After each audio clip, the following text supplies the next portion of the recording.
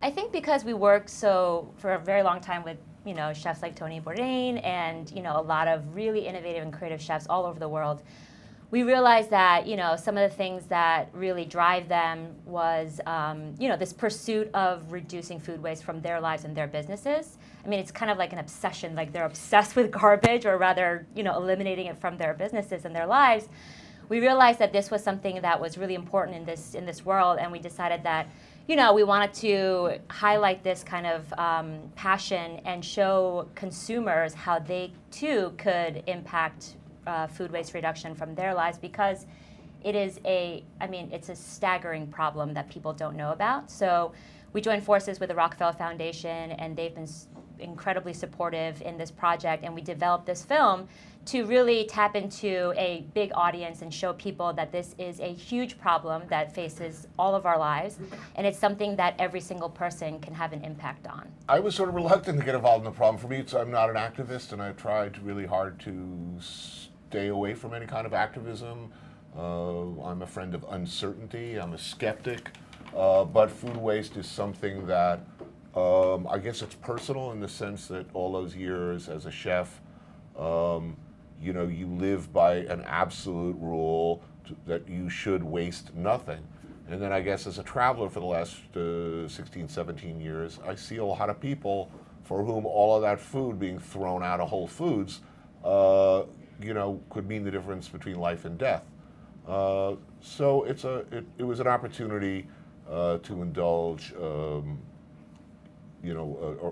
investigate something that I guess just pisses me off personally. I came into this project just wanting to learn.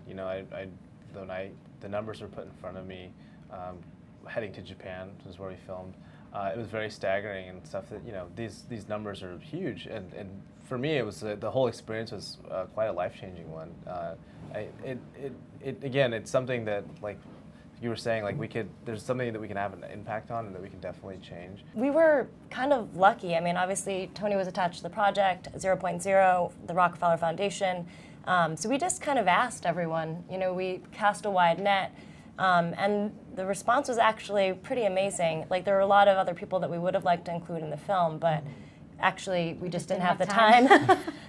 So it was, and then for us, the structure for the film, as we started delving into this problem, a lot of people smarter than us have been working on this. It was a UN sustainable goal that they wanted to reduce food waste by 2030. So it was something that, on a policy level, they thought was doable.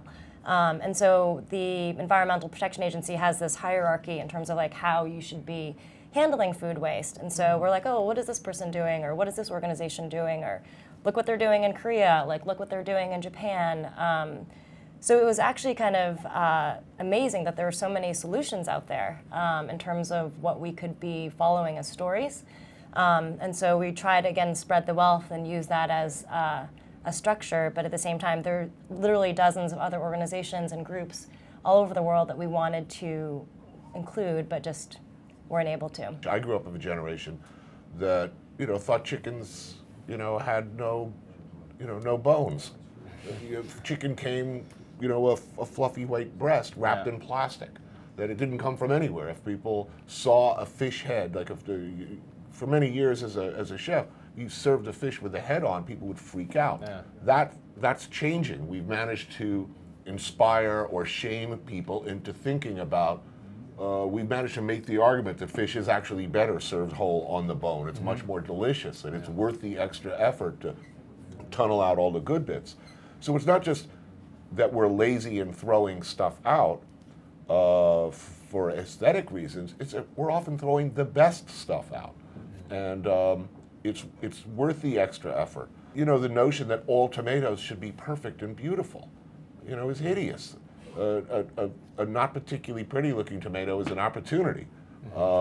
First to get it cheaper, and secondly to make something out of it. Right. And if we start thinking about things in more of a European or East Asian way when we do our shopping, and demanding that our markets respond, maybe we'll get somewhere.